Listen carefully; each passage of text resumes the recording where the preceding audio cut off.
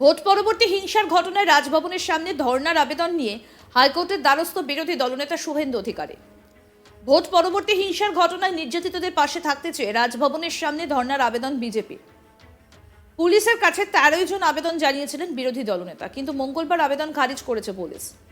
হাইকোর্টেরও আপত্তি ওই জায়গায় এই ধরনের আবেদন, ধর্ণার আবেদনে। বেলা একটাই শুনানি, তবে বিজেপিকে বিকল্প জায়গা ঠিক করতে নির্দেশ বিচারপতি অমৃতা সিনহার। রাজ্যের বিরোধী দলনেতা শুভেন্দু অধিকারী বসিরহাটের সন্দেশখালী সহ রাজ্যের বিভিন্ন জেলায় আক্রান্ত বিজেপি কর্মীর পরিবারদের নিয়ে রাজভবনের সামনে ধর্ণা অবস্থান করতে চান।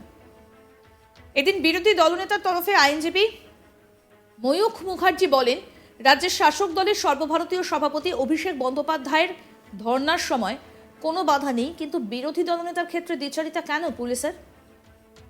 এর আগে ভোট পরবর্তী হিংসায় আক্রান্ত বিজেপি কর্মীদের নিয়ে রাজভবনে রাজ্যপালের সঙ্গে দেখা করতে গেলে ব্যারিকেড করে গ্রেট ইস্টার্ন মোড়ে বিরোধী দলনেতাকে আটকে দেয় পুলিশ।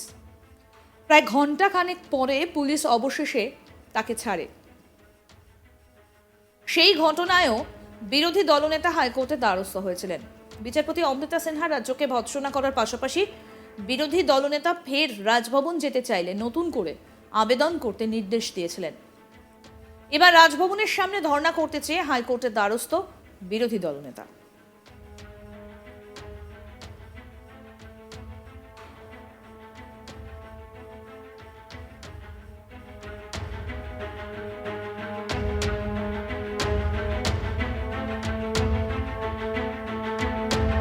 ভোট পরবর্তী হিংসার ঘটনায় রাজভবনের সামনে ধর্ণার আবেদন নিয়ে হাইকোর্টের দ্বারস্থ বিরোধী দলনেতা শুভেন্দু অধিকারী।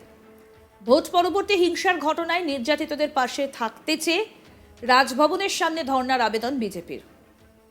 পুলিশের কাছে 13 জন আবেদন জানিয়েছিলেন বিরোধী দলনেতা, কিন্তু মঙ্গলবার আবেদন খারিজ করেছে পুলিশ। হাইকোর্টেরও আপত্তি ওই জায়গায় ধর্ণার আবেদনে। বেলা একটাই শুনানি, তবে বিজেপিকে বিকল্প জায়গা ঠিক করতে নির্দেশ বিচারপতি অমৃতা সিনহার। রাজ্যের বিরোধী দলনেতা শুভেন্দু অধিকারী বসিরহাটের সন্দেশখালী সহ রাজ্যের বিভিন্ন জেলায় আক্রান্ত বিজেপি কর্মীর পরিবারদের নিয়ে রাজভবনের সামনে ধর্ণা অবস্থান করতে চান। এদিন বিরোধী দলনেতার তরফে আইনজীবী ময়ূখ মুখার্জি বলেন, রাজ্যের শাসক দলের সর্বভারতীয় সভাপতি অভিষেক বন্দ্যোপাধ্যায় ধর্ণার সময় কোনো বাধা নেই, কিন্তু বিরোধী দলনেতার ক্ষেত্রে দ্বিচারিতা কেন পুলিশের? এই বিষয়ে আমাদের প্রতিনিধি মানুষ নস্কর কি প্রতিবেদন তুলে ধরেছেন, শোনাবো।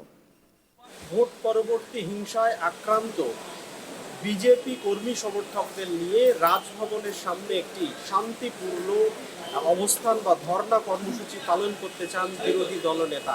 এই মর্মেই কলকাতা হাইকোর্টের বিচারপতি অমৃতা সিনহা দৃষ্টি আকর্ষণ করলেন তার আইনজীবী। যদিও বিচারপতি একটু ক্ষুব্ধ বিরোধী দলনেতার এই আর্জিতে, তিনি প্রশ্ন তুললেন যে কেন ওই এলাকাতেই ধর্ণা কর্মসূচি পালন করতে হবে বিরোধী দলনেতাকে। ওখানে শাসক দলের কোনো নেতা তার ধর্ণা কর্মসূচি করেছিল বলে বিরোধী দলনেতাকেও ওখানেই তার কর্মসূচি পালন করতে হবে। বিকল্প জায়গার সন্ধান করে আদালতকে জানানোর মৌখিকভাবে নির্দেশ দিয়েছেন বিচারপতি অমৃতা সিনহা। বেলা 1টার সময় এই মর্মে শুনানি হবে। আপাতত 1টার সময় বিচারপতি কি নির্দেশ দেন এবং বিরোধী দল বিকল্প জায়গার অনুসন্ধান বা সন্ধান দেয় কিনা এবং বিরোধী দলনেতা ওই এলাকাতেই কর্মসূচি পালন করার ব্যাপারে অবিচল থাকেন কিনা সেদিকে আমাদের লক্ষ্য থাকবে। তবে বিরোধী দলনেতা বিজেপি ভোট পরবর্তী হিংসায় আক্রান্ত বিজেপি কর্মী সমর্থকদের নিয়ে রাজভবনের উত্তর গেটের সামনে একটি ধর্ণা কর্মসূচির আবেদন জানিয়েছিলেন পুলিশের কাছে। 13 জুন সেই আবেদন তিনি জানিয়েছিলেন, কিন্তু পুলিশের তরফে তার আবেদন খারিজ করা হয়েছে। তারপরেই এদিন সকালে তিনি কলকাতা হাইকোর্টের দ্বারস্থ হয়েছেন। তার তরফে আইনজীবী কলকাতা হাইকোর্টের বিচারপতি অমৃতা সিনহা দৃষ্টি আকর্ষণ করে জানান যে ভোট পরবর্তী হিংসায় আক্রান্ত সন্দেশখালী সহ রাজ্যের বিভিন্ন জেলার কর্মী সমর্থকদের নিয়ে একটি ধর্ণা কর্মসূচি, শান্তিপূর্ণ অবস্থান কর্মসূচি পালন করতে চান বিরোধী দলনেতা রাজভবনের সামনে, রাজভবনের উত্তর গেটের সামনে। সেই মর্মে অনুমতি দিক আদালত। যদিও বিচারপতি অমৃতা সিনহা এই বক্তব্য শোনার পর কিছুটা ক্ষোভ প্রকাশ করেন। বিরোধী দলনেতার তরফে আইনজীবীর যুক্তি ছিল যে সেখানে রাজ্যের শাসক দলের সর্বভারতীয় সভাপতি অভিষেক বন্দ্যোপাধ্যায় সেখানে তার কর্মসূচি পালন করতে চাইলে পালন করেছিল এবং সেখানে পুলিশের কোনো বাধা ছিল না, পুলিশ তাকে অনুমতি দিয়েছিল। কিন্তু বিরোধী দলনেতা যখন আর্জি জানিয়েছেন তখন পুলিশ তাকে অনুমতি দিচ্ছে না। বিরোধী দলনেতার সঙ্গে এবং বিরোধী দলের সঙ্গে এই আচার আচরণ বা এই ব্যবহার বারবার সামনে আসছে প্রশাসনের তরফ থেকে। যদিও বিচারপতি মৃদু ক্ষোভের সঙ্গেই জানান যে কেন ওই এলাকাতেই শাসক এই বিরোধী দলনেতাকে ওখানেই কেন তার কর্মসূচি করতে হবে, বিকল্প কোনো জায়গায় তিনি করতে পারেন এবং সেই বিকল্প জায়গার সন্ধান আদালতকে দেওয়ার মৌখিক নির্দেশ দিয়েছেন বিচারপতি। প্রসঙ্গত উল্লেখ্য 13ই জুন বিরোধী দলনেতা শুভেন্দু অধিকারী প্রায় 400 জন বিজেপি কর্মী সমর্থক যারা ভোট পরবর্তী হিংসায় আক্রান্ত হয়েছেন তাদের নিয়ে রাজভবনের উদ্দেশ্যে যাত্রা করেছিলেন রাজ্যপালের সঙ্গে সাক্ষাৎ করার জন্য। কিন্তু রাজভবনের উত্তর গেটে নর্থ গেটে একেবারে পুরো এলাকা পুলিশ ব্যারিকেড করে ঘিরে রেখেছিল। ফলে গ্রেট ইস্টার্ন মোড়ের কাছে বিরোধী দলনেতাকে আটকে দেওয়া হয় এবং সেখানে তিনি দীর্ঘ প্রায় 1 ঘন্টা আটকে ছিলেন। অবশেষে পুলিশ তাকে ছাড়ে। এই বিষয়ে পুলিশের সঙ্গে মৃদু বচসায়ও জড়িয়েছিলেন বিরোধী দলনেতা। যদিও রাজ্যপালের তরফে সেই ব্যাপারে রাজ্যের স্বরাষ্ট্র সচিব ও ডিজি পুলিশের ডিরেক্টর জেনারেলের কাছে এই বিষয়ে রিপোর্ট তলব করা হয়েছিল বলে জানিয়েছিলেন বিরোধী দলনেতা।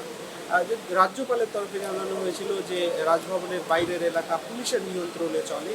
যদিও পুলিশ বিরোধী দলনেতার সঙ্গে যে আচরণ করেছে তা অভিপ্রেত নয় বলে রাজ্যপালও জানিয়েছিলেন।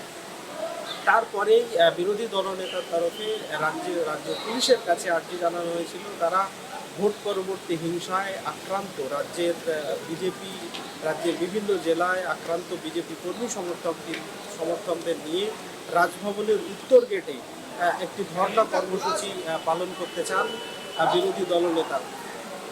কিন্তু পুলিশের তরফে অনুমতি দেওয়া হয়নি। তারপরেই আজকে বিরোধী দলনেতা কলকাতা হাইকোর্টের দ্বারস্থ হয়েছিলেন। কলকাতা হাইকোর্টের দ্বারস্থ হয়েছেন। সেই মামলা আগামী এই বেলা 1টার সময় সেই মামলার শুনানি রয়েছে। আপাতত বিচারপতি অমৃতা সিনহা কী নির্দেশ দেন সেদিকে আমাদের লক্ষ্য থাকবে। তবে বিরোধী দলনেতাকে বিচারপতি সকালেই মৌখিকভাবে জানিয়েছেন যে বিকল্প যদি কোনো জায়গার সন্ধান তিনি দেন, বিকল্প কোনো জায়গায় করলে আদালতও সেই ব্যাপারে খুশি হবে। তবে বিরোধী দল ওই জায়গাতেই তাদের অবস্থান করার বিষয়ে অনড় থাকে নাকি বিকল্প জায়গার সন্ধান দেয় সেদিকেই আমাদের লক্ষ্য থাকবে। আরও আপডেট পেতে দেখতে থাকুন আজ তাক বাংলার ইউটিউব চ্যানেল, সাবস্ক্রাইব করুন।